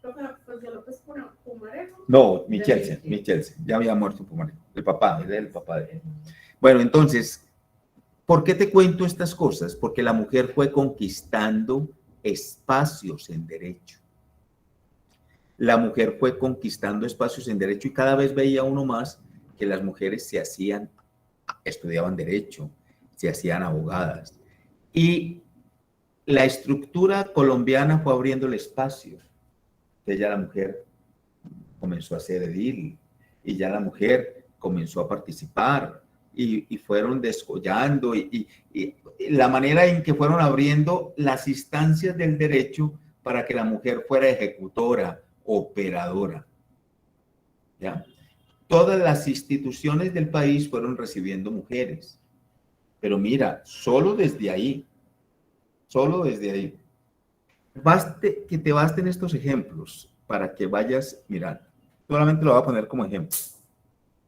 La cárcel de mujeres en cualquier lugar del país estaba siendo manejada por monjas. Hasta el año 77, las monjas de una fundación francesa, las monjas del Buen Pastor se llamaban, las monjas del Buen Pastor, que en última instancia eran las vicentinas las que estaban en las cárceles. Yo recuerdo que en las cárceles hacían los mejores bordados, hacían los mejores vestidos y las mujeres estaban allí en una serie de arrepentimiento y domesticación. Las monjas salen de allí, tengo dudas si fue en el año 75 o en el año 77, pero es del gobierno de López Michelsen. Salen las monjas de las cárceles, pero las cárceles las manejaron las monjas. Con eso, solamente con eso, te quiero decir que ya tienes pues el escenario, ¿sí? El escenario para la fundamentación teórica de este asunto. Lo mismo los hospitales eran regentados por monjas, todos los hospitales eran regentados por monjas. Y la manera en que el presidente la sacó fue que había que tener títulos profesionales, ya no tenían títulos profesionales, tal vez tendrían mucho de lo empírico, pero no tenían títulos profesionales. Con esto es más que suficiente para que pienses qué responsabilidad tuvieron las mujeres y sobre todo las mujeres religiosas en este país. Otro ejemplito que ya con este no más. Lo que hoy llamamos Clínica León 13. Cuando usted de pronto visite, va a ver que todavía hay unos dispositivos en los primeros pisos de plata, como unos chutes de basura. Sí. Ahí se metía el instrumental, oiga jóvenes, instrumental, no habían jeringas desechables ni agujas desechables. Eso era de metal. Todo era de metal y de vidrio a alta propulsión. Entonces se metía el instrumental ahí y de arriba vaciaban un agua caliente, caliente, caliente con FAB sería, porque es que no había ningún antibacterial ni nada. Y la única autorizada para abrir ese chute era la monja del lugar, porque cada piso tenía una monja. ¿Por qué te hablo eso? Porque ella era la autorizada de sacar el instrumental y de irlo organizando en unas gaveticas para entregárselo a las enfermeras. Entonces salen las monjas de los hospitales y de las cárceles porque no son profesionales. No son profesionales. No fue tanto el escándalo. Yo creí que iba a ser más, no fue tanto el escándalo. Pero con esto te doy ¿por qué te cuento eso así tan anecdótico? Para que veas la presencia de la mujer y la mujer cómo fue escalando posiciones. Fue sí un escándalo cuando los agentes del tránsito, por decirte alguna cosa, en el año 73 llegan las primeras mujeres a ser agentes de tránsito. Año 73. Una mujer agente de tránsito. Y ya sabes la relación con los hombres, entonces a las mujeres se las velaban, a las mujeres todo, porque no, siempre la veían en minusvalía. Te cuento todo esto porque nos sirve de escenario para llegar al año 2006. En el año 2006, yo considero que el año 2006, le sigo insistiendo en este curso que se hace la pregunta por el derecho. El año 2006 es un año supremamente importante. ¿Por qué? Por lo del bloque de constitucionalidad. ¿Por qué? Por la reforma a la justicia. ¿Por qué? Por la implementación del sistema oral. Oigan pues, jóvenes, 3 cosas son importantes en el año 2006. O sea, hace escasamente 15 años. ¿Ya? ¿Y cómo es de importante el año 2006 para la mujer en el derecho en Colombia? La firma del bloque de constitucionalidad, el año 2006, la reforma a la justicia y la implementación del sistema oral en el procedimiento jurídico. Bueno, jóvenes, año 2006, la mujer incursiona en la vida jurídica. ¿Cómo? El bloque de constitucionalidad traía tantos derechos, tantas situaciones, pero trae una de particular carácter. ¿Cuál? Trae que la mujer tiene derechos sexuales y reproductivos. ¿Cómo así que la mujer, cuáles derechos sexuales y reproductivos? La mujer puede decidir en un momento de su vida si es madre o no. Pero ¿cómo es posible? Si siempre vamos a entender a la mujer como madre, pues también la mujer, en acorde de sus libertades individuales, puede decidir si es madre o no. ¿Ya? Recuerden nuestro imaginario colectivo. Ay, esa mujer no tiene hijos, es una machorra, en los conceptos del imaginario paisa. De la mujer aparecen los derechos sexuales y reproductivos de la mujer. Pues inmediatamente los derechos sexuales y reproductivos de la mujer están aunados con la sentencia 355 C355 de mayo del año 2006. ¿Qué es lo que trae esa sentencia? Esa sentencia lo que trae es la despenalización del aborto en Colombia, De 2006. sí, en 3 condiciones. El desconocimiento fue total, la omisión fue total. A mí me tocó escribir un texto que te lo voy a ofrecer. Ese texto es muy importante para nuestro curso, no porque lo haya escrito yo, pero es muy importante para nuestro curso. Está en la web, se llama Consideraciones sobre la despenalización del aborto en Colombia. Está viejito ya, esto está escrito ya hace rato. Sí, ya se los voy a mandar al grupo. Consideraciones sobre la despenalización del aborto en Colombia. El texto tiene un errorcito porque dice sentencia 325 y la sentencia es la 355. Mire, consideraciones sobre la despenalización del aborto en Colombia. Yo aquí, por ahí en estos días me dijeron que ya ese texto está muy viejo y que han pasado muchas cosas, y es cierto, han pasado muchas cosas, y si no me ha dado el infarto de aquí a 2 meses, lo voy a escribir. Lo voy a escribir porque sí, es que hay que replantearlo. Hay que replantearlo por lo siguiente. A mí me parece muy diciente lo que ocurrió aquí la semana antepasada. No sé si se dieron cuenta. Unas mujeres estábamos en el contexto nada menos de eso, de los derechos sexuales y reproductivos de la mujer, que eso viene desde San José de Costa Rica ya hace rato. Y las mujeres llegaron allí en la plazuela San Ignacio, hubo arengas, quemaron una puerta de la iglesia y siempre son como en contra de la iglesia, porque la iglesia ha sido una promotora pues bastante, como te digo, bastante insistente en que el aborto es un delito, ¿sí? Pero es un delito contra la moral. Pero eso no pasó solamente aquí, pasó en México, fue muy duro y con varios incidentes. Pero ¿qué es lo que pasa? Yo considero que el problema del aborto aquí en Colombia está expuesto entre el Estado de Derecho y el Estado de Opinión. Yo creo que es así. Si logro, les cuento. Bueno, ahí está pues el primer texto, Consideraciones sobre la despenalización del aborto. Les pido el favor que lo lean, porque leyéndolo ustedes tienen claridad y fundamentación teórica de lo que son los derechos sexuales y reproductivos de la mujer. La mujer puede decir no. Ojo con esa sentencia, porque esa sentencia elabora 2 conceptos para siempre en el Estado de Derecho colombiano.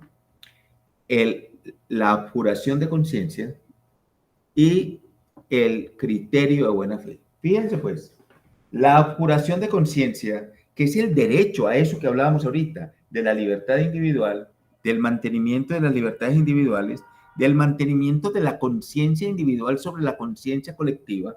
Ustedes saben que hay conciencias colectivas. El Hospital San Vicente de Paúl no practica un aborto porque ellos dicen que tienen colegiada la conciencia. Una cosa inadmisible en un hospital patrimonial. Las 3 consideraciones de la despenalización del aborto. ¿Por qué las mujeres están inconformes? Porque quieren el aborto total. Yo, en mi condición de hombre, sabiendo lo que es un aborto, no, pienso en mis adentros, no habrán otros métodos menos explosivos que llegar a un aborto para una mujer cargar, digo cargar con todo respeto, tantas semanas para después en la 24 semana expulsar una criatura de esas que ya está tan grande.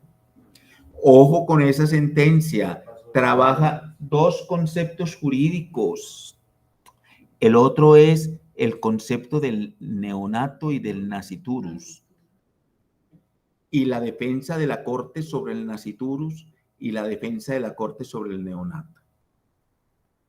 Entonces, ahí creo yo que en la sentencia 355 es la primera conquista de la mujer en Colombia sobre los derechos sexuales y reproductivos de la mujer. Hay una segunda conquista de los derechos sexuales y reproductivos de la mujer. A mí me sorprendió mucho el año pasado, quedé muy sorprendido, cuando el Estado colombiano, por primera vez en la historia, va a ser sancionado por la Corte Interamericana de Derechos Humanos. Ustedes saben que es la Corte Interamericana de Derechos Humanos. Y que el Estado colombiano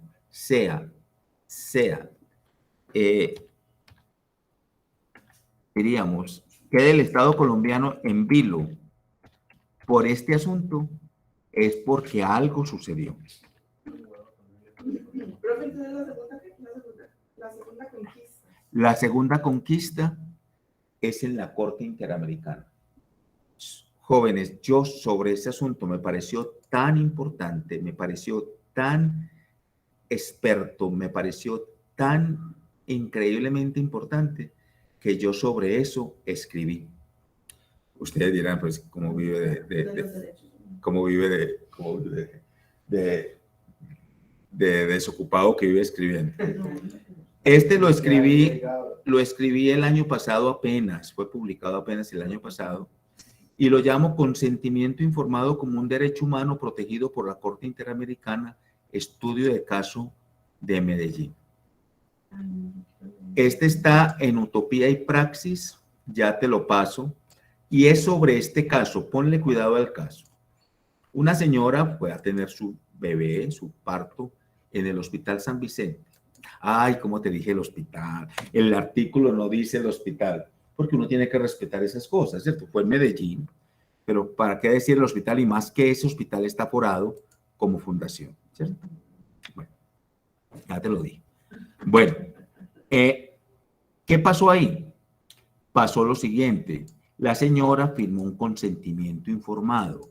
Consentimiento informado es un documento legal y legítimo que tenemos nosotros aquí en Colombia, según la resolución 8430 del año 93, que lo que hace es, bueno, ahí está la voluntad del paciente para que el médico sepa. Entonces ella pidió que sus trompas fueran ligadas, porque ella había escuchado que eso se podía hacer para no tomar pastillas, como dicen ella, para no tomar pastillas porque me hacen daño. Yo no quiero tener más hijos ahora, no puedo tenerlos, pero más adelante sí, una mujer joven, una mujer supremamente joven. Sucedió que el médico hizo caso omiso de eso y el médico no solamente se las cortó, les cortó las trompas de falopio a la señora, cortadas. Y la señora se sintió mutilada. Una mujer que le corten las trompas está mutilada, claro, está mutilada. Sí.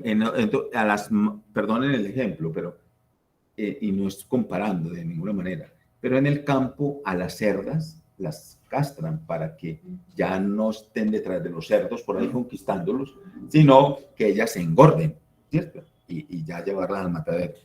Y les cortan las trompas de ellas, cuantas teticas tengan, cuantas trompas tienen, ¿cierto? Se las cortan a las marranas. Pues a la señora le hicieron eso, la señora se fue a la fiscalía, ni le pararon bolas en la fiscalía. Nadie la atendió. Pero la señora, ante eso,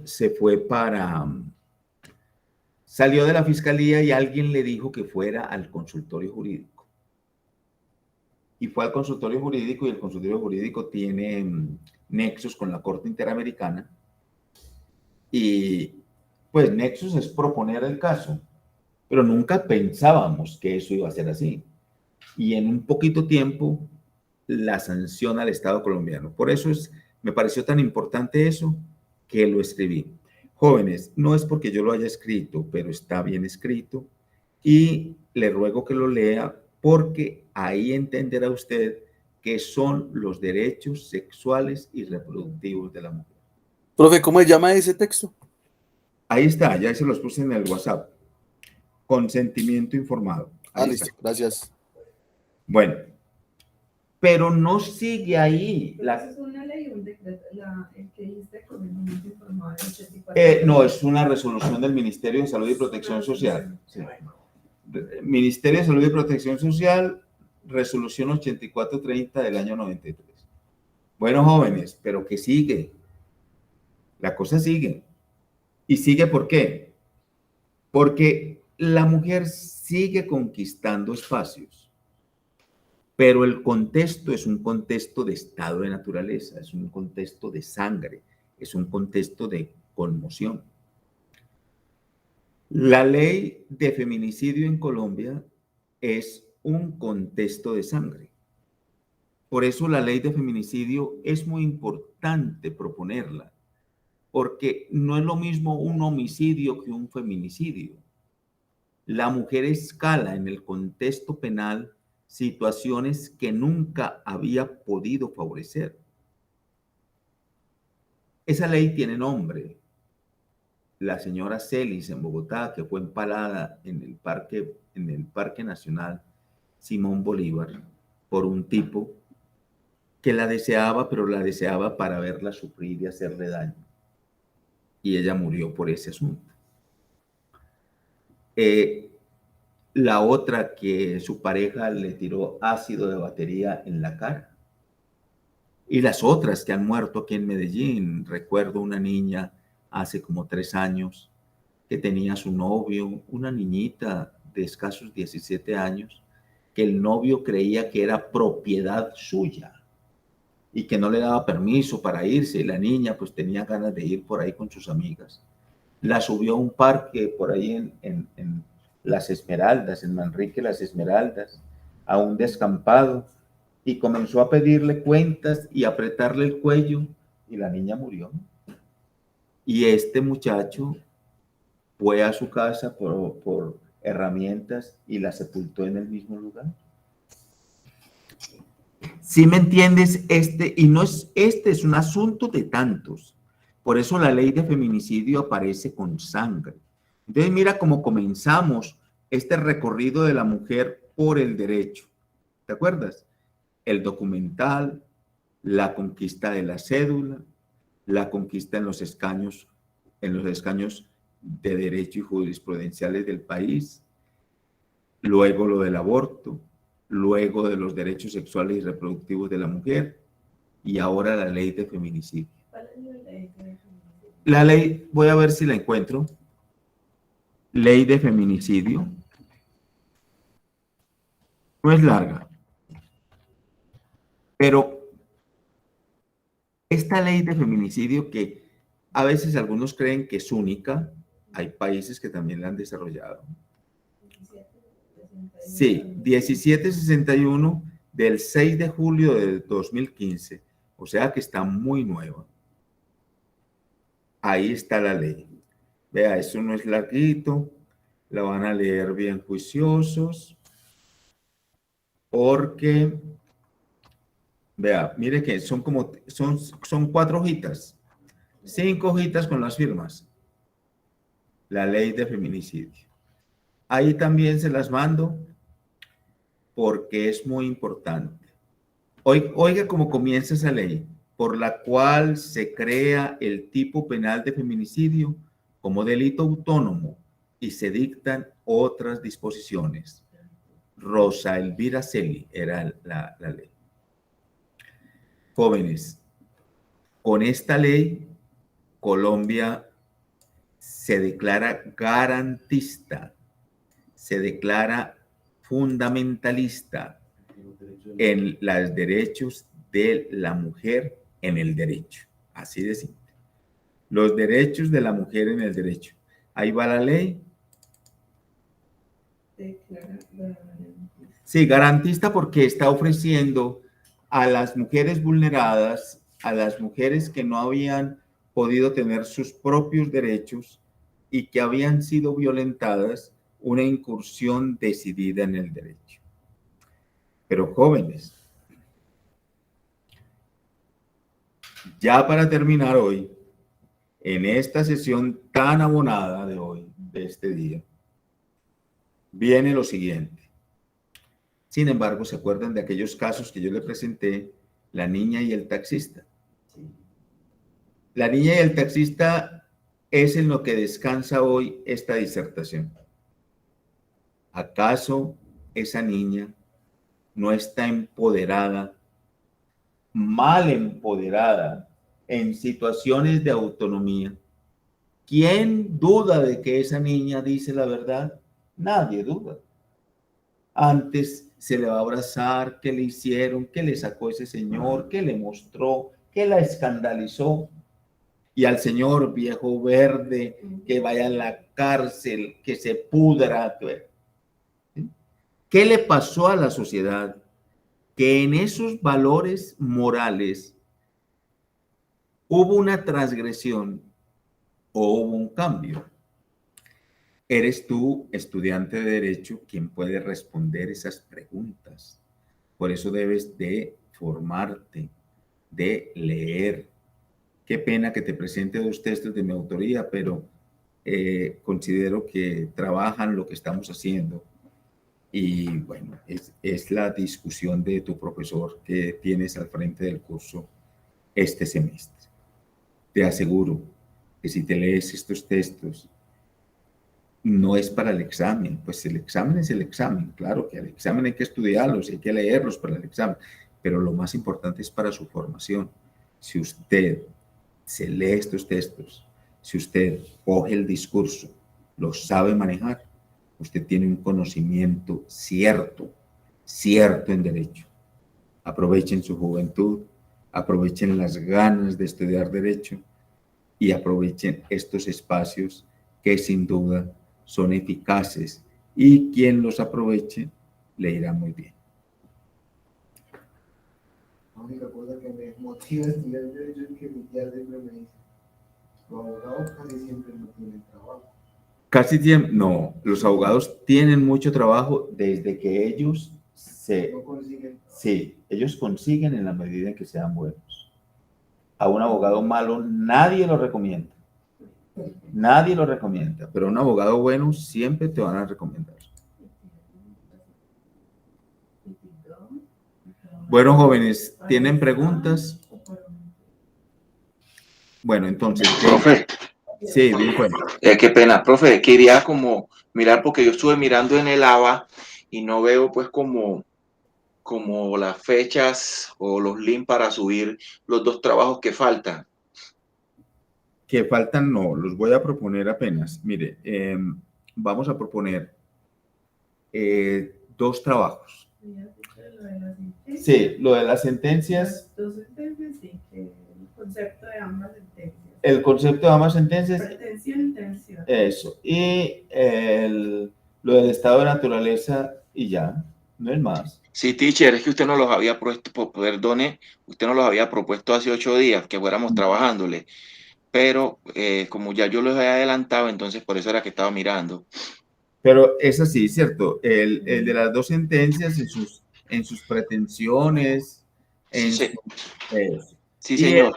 Y el estado de naturaleza en las 2 películas, ¿cierto? Sí, señor, el estado de naturaleza de las 2 películas, así es. No es más, esos son. Lo que pasa es que nos avisaron que la plataforma ABA está en un mantenimiento desde ayer. Ustedes escucharon. Pero apenas termine el mantenimiento, yo se los pongo y les doy tiempo prudencial para eso. Les doy tiempo, yo les aviso cuando los ponga. De hoy a mañana se los pongo, ¿sí? ¿Listo? Vea, una cosita, dentro de 8 días es el examen. Dentro de 8 días no hay presencialidad. Total, que ustedes casi no vienen. Entonces, pero tenemos hoy yo iba a ir, profe, pero la lluvia no me dejó, profe, en serio. Vea, pues. Sí, profe, empezó a llover muy temprano, usted sabe, desde las 5 de la mañana lloviendo. Yo me tocó conectarme, profe.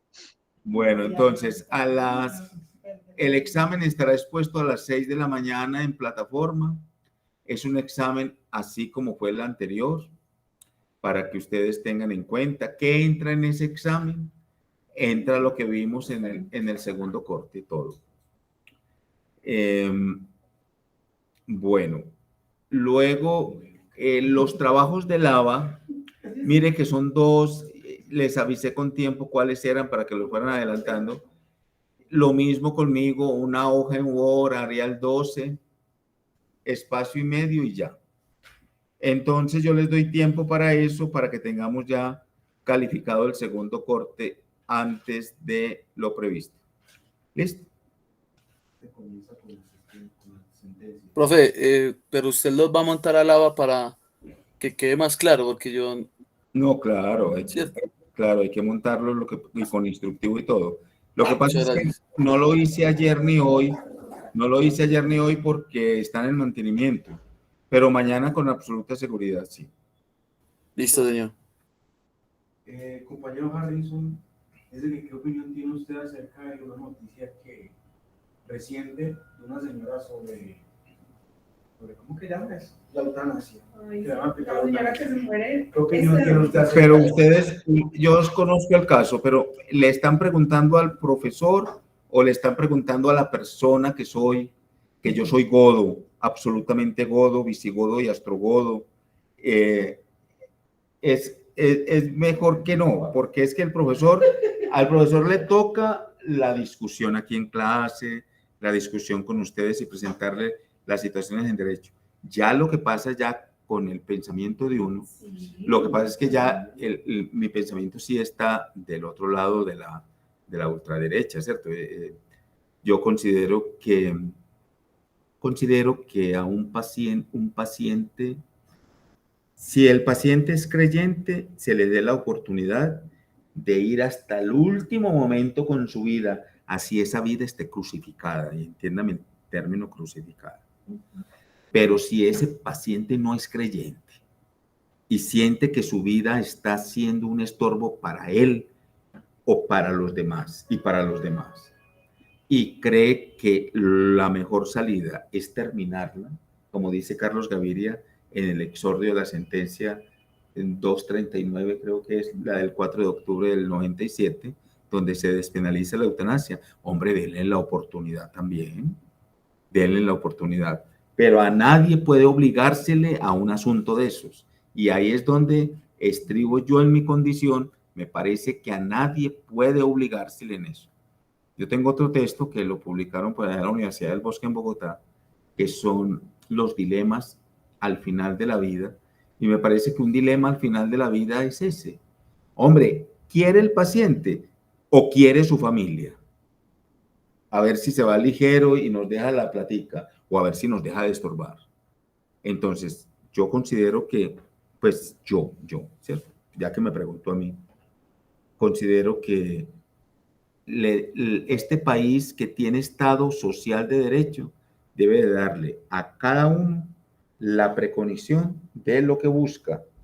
Si él lo quiere hacer, que lo haga, pero si no lo quiere hacer, que no lo haga y que no sean obligados, como ha sucedido algunos, terminar la vida porque ya es hora, que porque sale muy costoso. Los cuidados paliativos sí salen muy costosos para un enfermo terminal y un EPS quisiera no tener pacientes en estados paliativos. Bueno, eso es pues lo que yo pienso, tan respetable como lo que ustedes piensan. Y ya. José Roberto. El tema del estado de opinión que antes para el tercer corte. Eso, muy bien. Siquiera lo menciono. El estado de opinión. Ahí sí nos entramos en un terreno serio. Que ya haría parte del tercero. El tercero, el estado de opinión y el estado de derecho es para el tercero. El tercero lo inicia, imagínense pues cómo se vuelve esto. Nosotros, el examen estaría, ¿hoy qué es? Hoy es 5. El examen el 12. Nos encontramos el 19. O sea, la 19 el estado de opinión sobre el estado de derecho. Y ya nos quedan faltando como 2 clases de octubre y 2 de noviembre. 3 de noviembre. Bueno, sí nos quedan todavía clases, quedan faltando 5 clases para calificar el tercer corte. Les invito a que se inscriban al Congreso. El Congreso es en noviembre. Los estudiantes que se inscriban al Congreso, pues nosotros para el 12% del tercer corte tendríamos consideraciones con ellos, porque todo lo que van a aprender en ese congreso en derecho va a ser fundamental. Yo voy a tener una ponencia, es la primera vez que tengo una ponencia con un estudiante de primer semestre. Oye, ¿Sí? Ay, en ese congreso estoy con un estudiante de primer semestre. Vamos a trabajar, oiga lo que vamos a trabajar en ese congreso. Profe, ¿cómo se inscribe uno ahí? En la página, hay página para el congreso, CID 2021. Oiga, voy la ponencia con él es representaciones sociales del bioderecho en las facultades de medicina de la ciudad de Medellín. Ustedes imagínense que esta ciudad, siendo una ciudad pequeña, Medellín es pequeña. Medellín, no área metropolitana, Medellín. Tiene 7 facultades de medicina. Con eso ya se abre un espectro problemático. De las 7, 6 son privadas y una pública.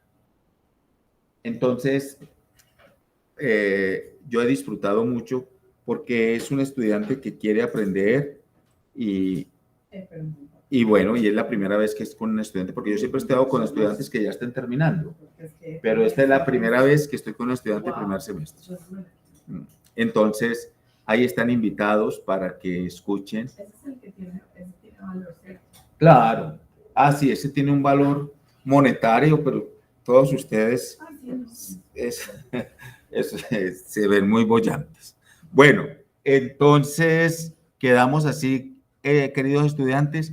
Espero mañana ponerles los trabajos en el ABA. Yo les doy tiempo, pero mire, dándoles tiempo, no dejen todo para lo último. Son trabajos cortos, yo no les estoy poniendo cosas largas.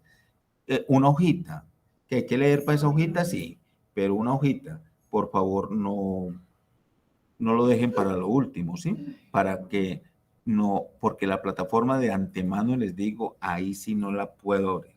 ¿Listo? Bueno, jóvenes, les deseo un feliz día. Usted nos puede mandar pues por el WhatsApp como los temas que vamos a ver en el examen, que me confundí un poquito ahorita con lo de estado de opinión que dijo que entraba en el tercer corte. Entonces, para tener bien claro lo que entra en este segundo corte, por favor. Claro, porque yo sí lo había mencionado antes, el estado de opinión sobre el estado de derecho. Pero ya esos conceptos como el estado, mire, son giros. Estado de opinión y estado de derecho, pero también es el giro entre estado de derecho y estado social de derecho, pero hasta al mismo tiempo el giro entre legalidad y legitimidad, entre constitucionalismo y neoconstitucionalismo. Todo eso lo vamos a ver para el tercer corte, pero en el tercero. Ahora en el segundo, ¿qué vamos a evaluar en el segundo? Conceptos como, en primer lugar, el concepto que vimos en las 2 sentencias, el de la creación del derecho por parte de los jueces y el de la relación de moral-derecho en la sentencia 224. Eso.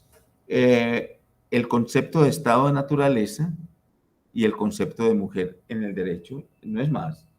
Muy cortico el examen. Y yo no les pongo muchas premisas. Menos de 20 siempre son. Bueno, jóvenes, que tengan pues un feliz día. Estoy atento a sus preguntas, no les dé pena hacerlas y por el privado mejor y yo siempre los atiendo. Que tengan un feliz día.